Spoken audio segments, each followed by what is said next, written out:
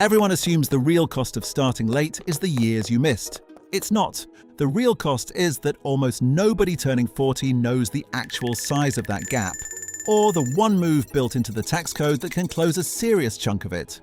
Same $500 a month, same market. Starting at 40 instead of 25 costs you more than $1.2 million by retirement. Most people stop right there and assume the math is already finished. It isn't. That number only tells you what waiting cost. It says nothing about what's still on the table.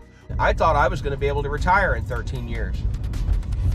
That's never going to frickin' happen. And Americans are in more debt than ever before. A new report shows U.S. household debt hit an all-time high in the first 3 months of the year. I had to planned harder when I was younger, and if things had went better, I wouldn't be going to work this morning. I'd be going fishing. $1.27 million is the headline. It is not the lesson. $500 a month. 8% average annual return. Start at 25, retire at 65. 40 years of consistent investing.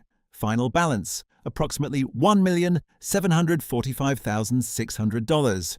Run the exact same scenario. Same $500, same 8%. Start at 40 instead. 25 years of investing. Final balance, approximately $475,500. The gap between those two numbers is $1,270,000. That is not a rounding error. That is a house, a paid-off retirement, and a decade of financial breathing room. Gone. Because of a 15-year delay. Most people look at that comparison and draw the obvious conclusion. Starting late means ending up with less. That is true. But here is where almost everyone misreads the math, and it is the misread that actually matters. The gap in the final balance is not the real story. The real story is what built each balance. Specifically, how much of it came from you versus how much came from the market doing the work on your behalf. Starting at 25, you contribute $500 a month for 40 years. Total money out of your pocket, $240,000. Your final balance is roughly $1,745,600. That means about $1,505,600 of that balance, roughly 86 cents of every dollar, came from compounding growth, not from anything you put in. But one of the most important concepts when it comes to planning, compound interest. Deposit $100 into an account earning 5% a year. You'll have $105 after the first year. The market did the overwhelming majority of the heavy lifting. You supplied the seed, time and compounding supplied the harvest. Now look at the person starting at 40. They contribute $500 a month for 25 years. Total out of pocket, $150,000. Final balance, approximately $475,500. Compounding contributed about $325,500, roughly 68% of the final balance. That is still meaningful growth. But notice the shift. The market's share dropped from 86% to 68%, and your share of the work went up. Think of it this way. The person who starts at 25 is essentially a silent partner in a business where the market is doing most of the operating. They put in the capital, they show up consistently, and the compounding engine runs the floor. The person who starts at 40 is still in the same business, but now they are carrying a bigger share of the load themselves. The engine is still running. It is just running on a shorter track, so it covers less distance before you need to cash out. That is the actual mechanism behind the $1.27 million gap. Not motivation, math. It is not just that the later starter has fewer years. It is that the ratio of your money to the market's money is fundamentally different. And that ratio is what determines how hard you personally have to work to close the distance. So most people at 40 look at that gap and ask the obvious question, is it even worth starting now? That is the wrong question, and the math is about to answer it in a way you probably did not expect. The right question is this: if the ratio is the problem, what lever actually changes it? Because there is one. It is not a side hustle. It is not a vague push to invest more. It is a specific legal mechanism written into the tax code, and most people starting at 40 have no idea it exists. The S&P 500 has hit 4 record highs this month. So why is Wall Street so upbeat when many Americans feel like the economy is lousy? Ever since the president paused those Liberation Day tariffs, the S&P 500 has added. Well, what this act could do, if it actually comes to be, is it could open up trillions of those dollars that are currently off limits to private equity, and all they have to do is get the Trump administration to go along with it. Quick gut check before we get to it. Closing that $1.27 million gap with contributions alone would mean putting in nearly 4 times as much every month for the next 25 years, just to land where someone starting at 25 ends up without trying. So here's the question. Grind to contribute 4 times more, or accept the smaller number? Drop one word in the comments, grind or accept. Because the tax code adds a third option most people never consider. To match the $1,745,600 that the 25-year-old builds on $500 a month, you would need to contribute about $1,835 a month starting at 40. For 25 years, that is not a typo. More than 3.5 times the monthly contribution, just to land in the same place. Let that sit for a second.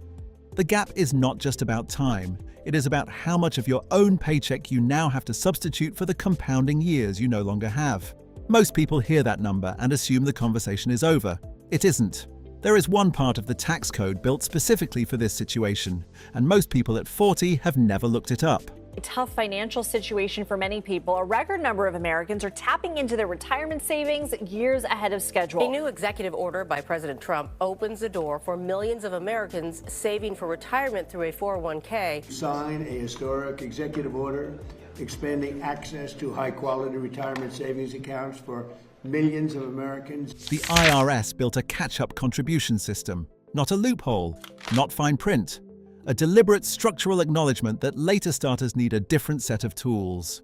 And the 2026 numbers are bigger than most people realize. Under 50, the 401k employee contribution limit this year is $24,500, already meaningful.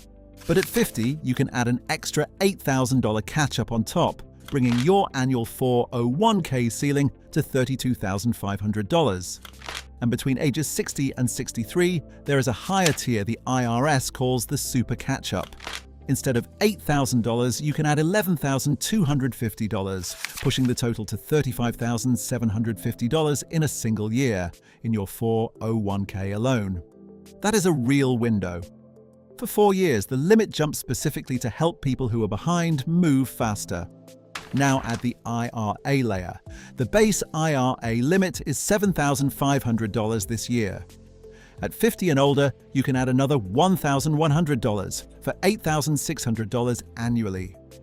During that ages 60 to 63 window, stacking a maxed Super Catch-Up 401k on top of a maxed IRA puts your tax advantage room above $44,000 in a single year.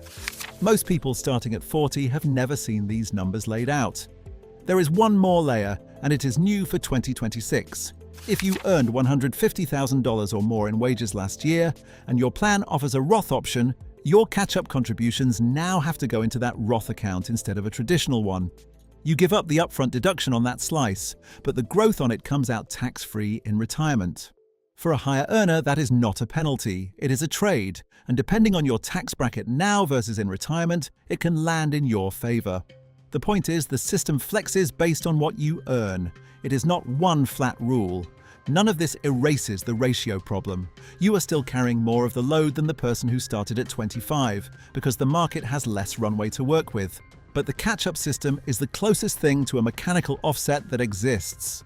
It does not give back the 15 years. It lets you push far more capital into the compounding engine during the years you have left, which partially makes up for the shorter track. And $475,500 is not nothing. Someone starting at 40 on $500 a month still builds nearly $500,000 by 65. The cost of waiting is real, and it is large, but it is a fixed number, not a growing one. The gap does not get bigger just because you feel behind. For perspective, the median American household in its late 50s and early 60s has saved around $185,000, according to the Federal Reserve's Survey of Consumer Finances. And according to Federal Reserve retirement account data, a huge share of households have little or no dedicated retirement savings at all. A 40-year-old who builds $475,500 from here is not behind some imaginary curve. They are ahead of most of the country just by starting. So here is what starting at 40 actually means. The market carries less of the weight and you carry more. The catch-up tools are the lever that lets you answer that with something concrete instead of regret. You now know the size of the gap, the ratio behind it, and the contribution limits most people your age have never looked up. That is the whole difference between a decision made in the dark and one made with the real numbers in front of you. Starting at 40 does not put you in a different game. It puts you in the same game carrying a heavier bag. And now you know the weight of it. $1.27 million is what 15 years of waiting cost. The catch-up system is what the tax code gives you to push back. Neither number moves because you wish it would. What moves is what you do with them. You are not racing the version of you that started at 25. That person is gone and the comparison was never the point. You are running your own ratio now, and for the first time, you know exactly what it takes to move it. That is the real difference between starting at 40 and never starting at all. One of those still builds $475,500. The other builds nothing. So here is the question worth sitting with. If you started today knowing everything you just saw, what is the number you would actually be working toward? Tell me in the comments, and if you're wondering whether $475,500 is even enough to retire on, that is its own video with its own surprising answer. Subscribe so you catch it when it goes up.